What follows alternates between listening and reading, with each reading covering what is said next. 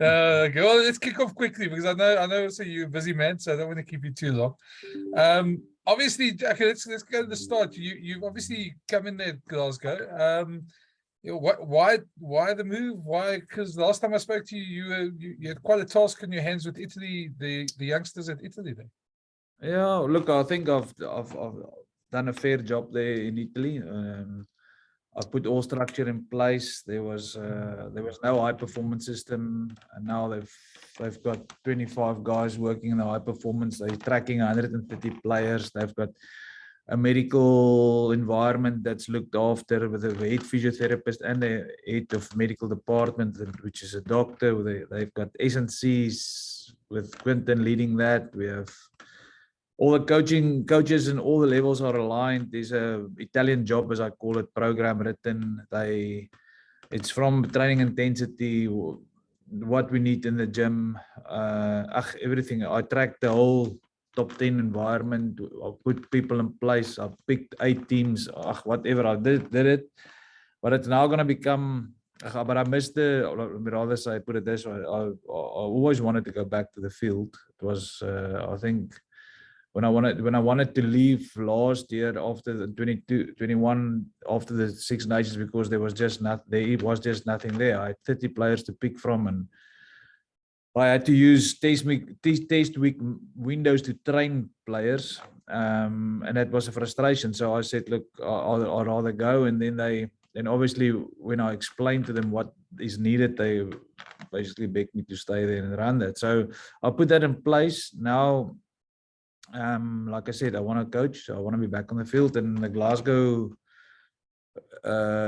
way of do, and it was always very similar to what I would like to do. So, with the artificial pitch and what Gregor Townsend has done here before, creating a look to play mindset and the crowd and the people in. I don't have to convince them why I'm kicking to touch and not a goal. They want to see tries. They want to see an intensity game. And yeah, so when they approached me, it was a good decision to make, and yeah, now I'm back in it.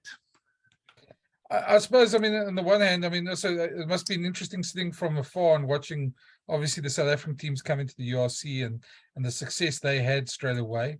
And I know you had obviously success with the Cheetahs in the Pro 14. Was that part of a decision to seeing the South Africans come back at all?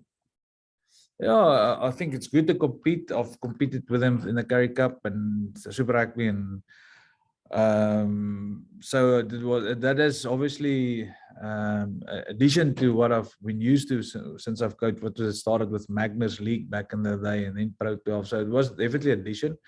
It's an excellent competition to be part of through the years, and from my experience there, it was always been excellent. Now the South Africans coming in, they're just adding a little bit more spice and a little bit more intent. So I think them coming in now, having played in the final, would definitely influence the way the rest of Europe is looking at the game again. So I think I expect definitely a step up from all the other European teams.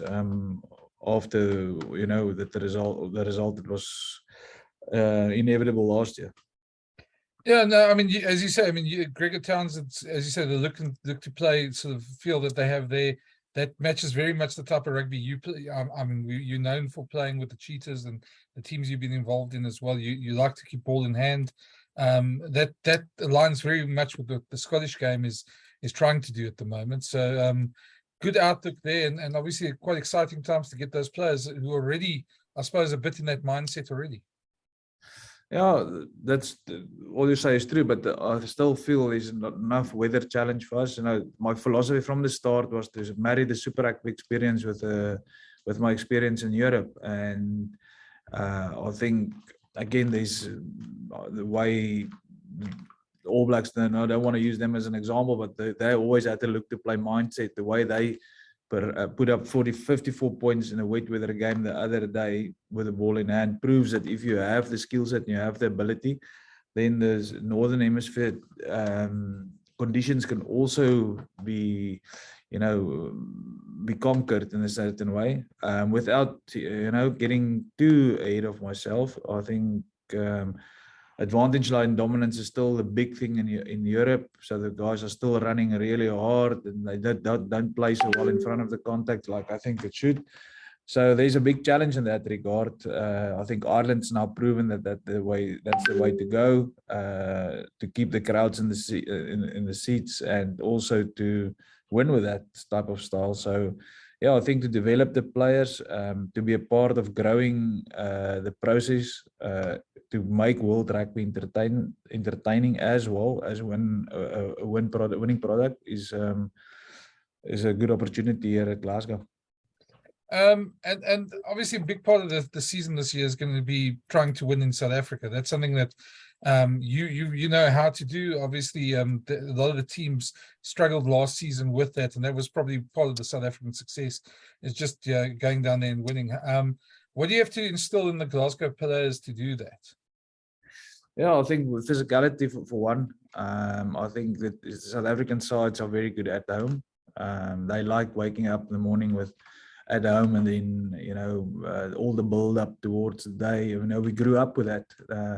The Braaivleis fires being lit on your way to the game, and the excitement out in the stadium, and all of that is the temperature is always really good. Really, very few games are played in the wet and uncomfortable. So the environment that there is in South Africa is a little bit different, and therefore their approach at home is always going to be difficult. So to win away with the European side, or with the Glasgow in this case, we need to work a lot on our physicality.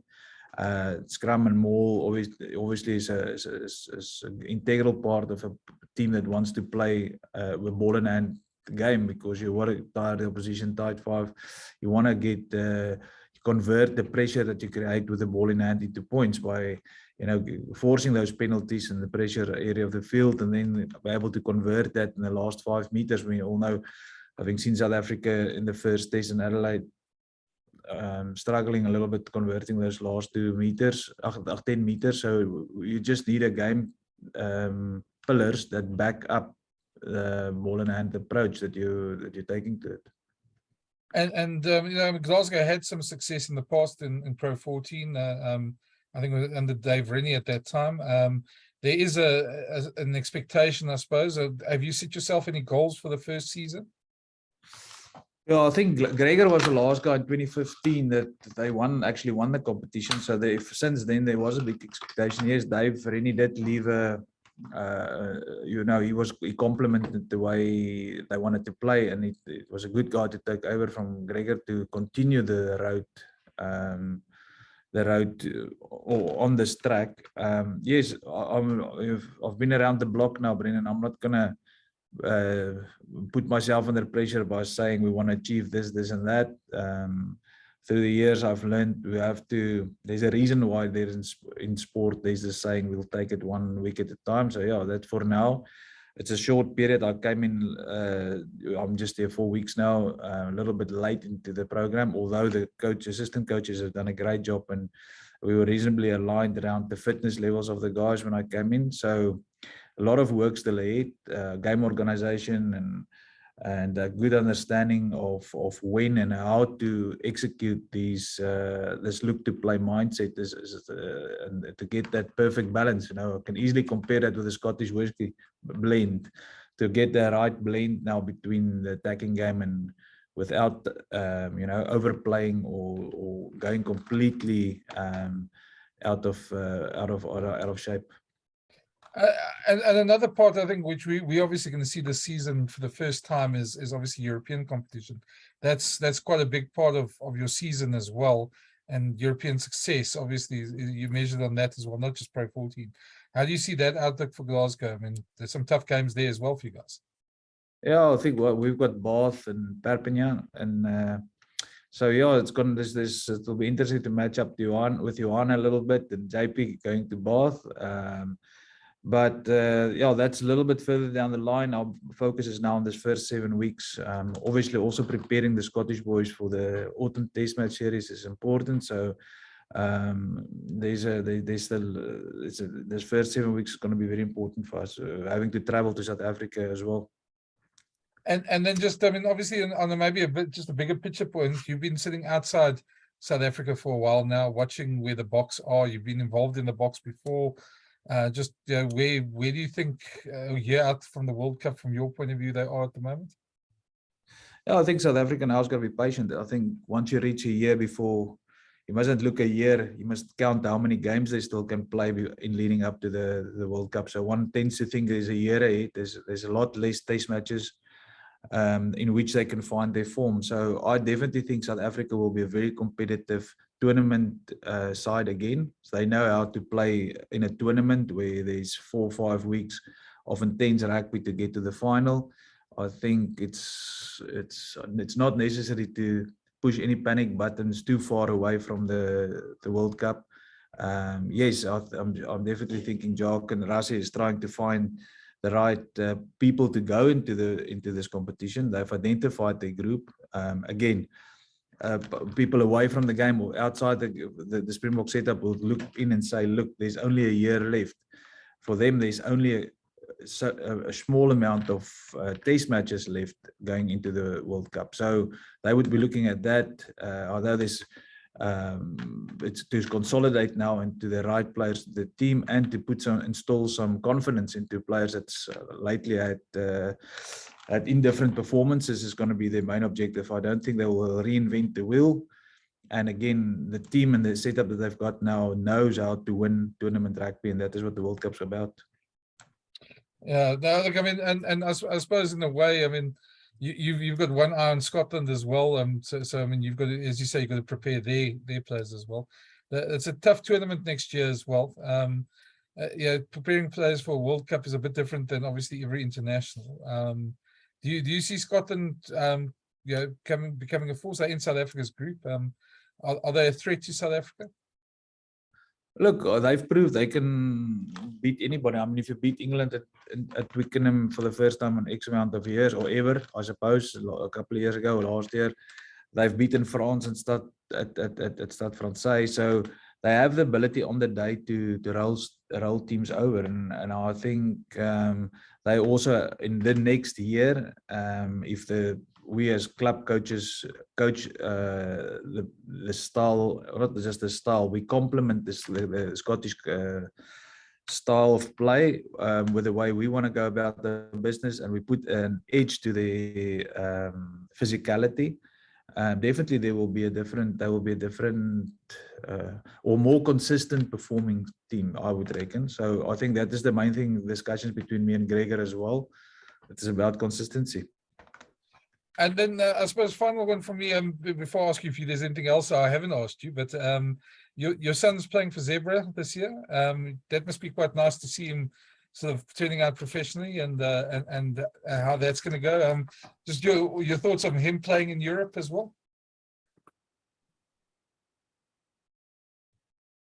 Who is it? Franco, can you hear me? Sorry.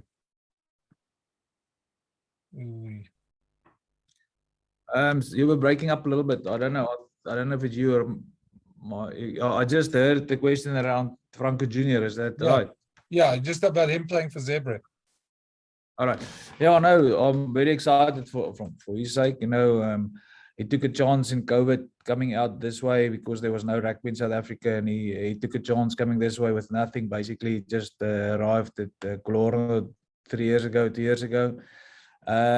He went on trial with Zebra, invited him to a trial, and he proved immediately that that he can play that level. Benetton offered him a contract, and he went over there and he broke his hand straight away. So he was out for most of the year, and now he became Italian. He's got Italian qualification now, and part of my program was to move the players where the players of national interest to get a chance to play. So that's why we moved him to the Zebra, and yeah, he's excited now. He's going to take part. He's played a couple of games last year already for them, and we're looking forward to this season. Proud of him as a person, to come into a foreign country and just find it like that. Although he's grown up in Italian, in the Italian environment, he's found his way, and more as a father than a rugby coach. are appreciative that the rugby's paved the way for him now a little bit. But no, it's good to know that he is a person also grown a lot, and that is a better compliment, I think. Yeah, and so you say he's qualified for Italy, so I take it there's no chance he's going to come back to South Africa at some point to try and qualify for the box. No, he's fortunate enough. No, obviously, no, he can qualify. He's qualified. Doesn't mean he's gonna be picked. He's got to be picked first. So that's the first thing. The other thing is he was born in Wales, so that also opens a little bit of a door. And then obviously, I think we South African. We're proud as South African. He would love to play for the Springboks. So we're not closing or opening any doors. First, he must find his feet in this environment, and he must, get a regular starting berth, and he's got to work really hard on being a pro. So no, there's a long way from there. The fact that just that he is one of the top 6 centers now in Italy puts him in a position to qualify to play for Italy. So that's why we just want to balance between the players at Benetton and the players at and the Zebre, get the guys on the field as often as we can. Or Italy, from my Italy perspective. I was going to say it must be a strange feeling. I mean, you fielded so many questions in your career, and that to now have to start talking about Franco Jr. I mean, obviously from a parental point of view, you're obviously very proud. It must be strange to have to start fielding questions about him. So, yeah. It is good. Yeah, it's happy. Anything else I haven't that you want to say that I haven't asked? No, I think we've covered most of it. I think it's not going to be.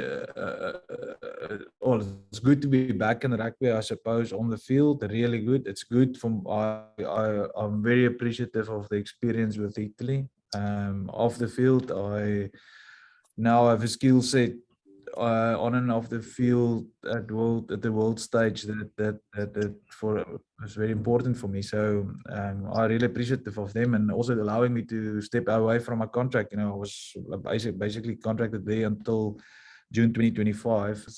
Well, listen, Franco, good luck. I'm sure we're going to talk through the season as well. It's going to be a long season. I think we're not used to how long this season is, playing over Christmas and New Year and all that sort of stuff. So it's going to be quite interesting. So, and I still do work for URC as well, and that's why I'm going to use this we send it out to all the newspapers in South Africa. So myself and Gavin Rich do a thing for URC now. So it's going to be for that. So we'll definitely chat in the season quite a bit. So. Okay.